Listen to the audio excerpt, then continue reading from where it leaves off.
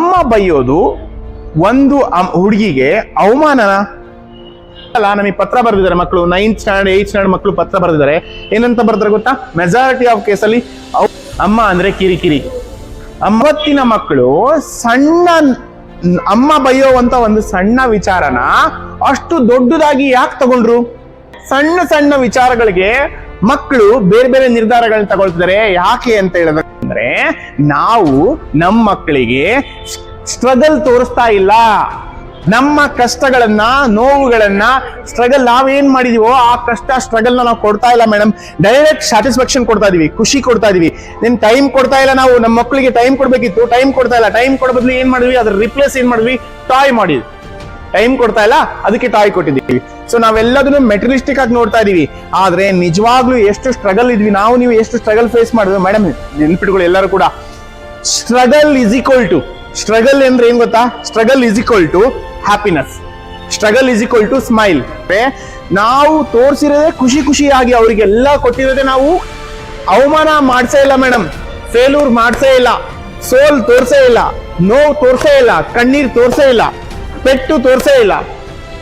ಈ ಮನಸ್ಥಿತಿ ಇವತ್ತೇನಾಗಿದೆ ಅಂದ್ರೆ ಲೈಫ್ ಅಂದ್ರೆ ಹಿಂಗೆ ಅನ್ಕೊಂಡ್ಬಿಟ್ಟಿದೆ.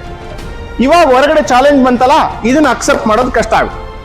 ರಿಸಲ್ಟ್ ನನ್ನ ಪರವಾಗಿ ಬಂದ್ರೆ ಪಾರ್ಟಿಸಿಪೇಟ್ ಮಾಡ್ತೀನಿ, ರಿಸಲ್ಟ್ ನನ್ನ ಪರವಾಗಿ ಬರಲ್ಲ ಅಂದ್ರೆ ನಾನು ಪಾರ್ಟಿಸಿಪೇಟ್ ಮಾಡೋದು. ಈ ಮನಸ್ಥಿತಿ ಬಂದಿದೆ. ವೈ ಅಂದ್ರೆ ಬಿಕಾಸ್ ಆಫ್ ನಮ್ಮಿದೆ. ನಾವು ನಮ್ಮ ಮಕ್ಕಳಿಗೆ ಅದನ್ನ ನಮ್ಮ ನೋವನ್ನ ತೋರಿಸಿಲ್ಲ, ಕೆಲಸ ಕಾರ್ಯಗಳನ್ನ ಮಾಡಿಸಿಲ್ಲ. ದೆನ್ ಯಾವ ಮಗು ಸ್ಟ್ರಗಲ್ ಇಂದ ಬಂದಿರುತ್ತೋ ಅವನ ಅವಮಾನಗಳನ್ನ ತಡ್ಕೊಳ್ತಾನೆ ಮೇಡಮ್. ಸ್ಟ್ರಗಲ್ ಅಂದ್ರೆ ಏನ್ ಗೊತ್ತಾ? ಸ್ಟ್ರಗಲ್ ಅಂದ್ರೆ ಟಾಲರೆನ್ಸ್.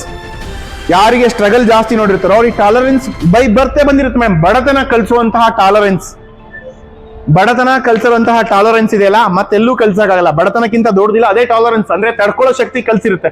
ಇವತ್ತು ನಾವು ನಮ್ಮ ಮಕ್ಕಳಿಗೆ ಅದನ್ನ ತೋರಿಸ್ತೇ, ಬಡತನ ತೋರಿಸ್ತಾ ಇದ್ದಿದ್ದಕ್ಕೆ ಟಾಲರೆನ್ಸ್ ಬಂದಿಲ್ಲ. ಸ್ಥಿತಿ ಅರ್ಥ. ನಮ್ಮ ಅಜ್ಜ ಅಜ್ಜಿ ಏನು? ಸ್ಟ್ರಗಲ್. ನಮ್ಮ ಅಪ್ಪ ಅಮ್ಮ ಏನು? ಸರ್ವೈವಲ್. ನಮ್ದೇನು? ಸಕ್ಸಸ್. ಒಂದ್ ಸ್ವಲ್ಪ ನಾವು ಪರದಾಡೋಗಿಲ್ಲ, ನೀರು ಮನೆಗೆ ಬರುತ್ತೆ. ಕರೆಂಟಿಗೆಲ್ಲ ಪರದಾಡಂಗಿಲ್ಲ, ಕರೆಂಟ್ ನಮಗೆ ಬರುತ್ತೆ, ಇಂಟರ್ನೆಟ್ ನಮಗೆ ಬರುತ್ತೆ. ಯಾಕೆ? ಸಕ್ಸಸ್ ಬಂದ್ಬಿಟ್ಟು ಮೇಡಮ್. ಇವಾಗ ನಮ್ಮ ಮಕ್ಕಳ ಲೈಫ್ ಏನು? ಇವಾಗ ನಮ್ದಾಯ್ತು ಮೇಡಮ್. ನಮ್ಮ ಮಕ್ಕಳ ಲೈಫ್ ಏನು ಅಂತ ನೋಡಿದ್ರೆ ಅವರೆಲ್ಲರೂ satisfaction. Struggle, survival, success, satisfaction. ಇವ್ರು ಏನ್ ಮಾಡ್ತಾರೆ ಗೊತ್ತಾ ಮೇಡಮ್?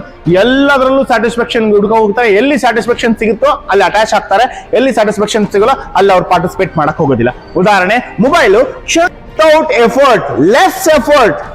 ಬೆವರು ಬರ್ದೆ ಲೆಸ್ ಎಫರ್ಟ್ ಅಲ್ಲಿ mobile wow wow wow, next next next. So satisfaction ಸಿಕ್ತಲ್ಲ. ಸಡನ್ ಇಮಿಡಿಯೇಟ್ ರಿಸಲ್ಟ್ ಸಿಕ್ಕರೆ ಮಾತ್ರ ಪಾರ್ಟಿಸಿಪೇಟ್ ಮಾಡ್ತೀನಿ. ಈ ಸೈಕಾಲಜಿನ ನಾನು ನೀವು ಅರ್ಥ ಮಾಡ್ಕೊಳ್ಳೇಬೇಕು. ಮಕ್ಕಳನ್ನ, ಫ್ಯಾಮಿಲಿನ ನೋಡ್ಕೋಬೇಕಂದ್ರೆ ಏನಾಗ್ಬೇಕು? ನಾವು ಸ್ಯಾಕ್ರಿಫೈಸ್ ಮಾಡಬೇಕು.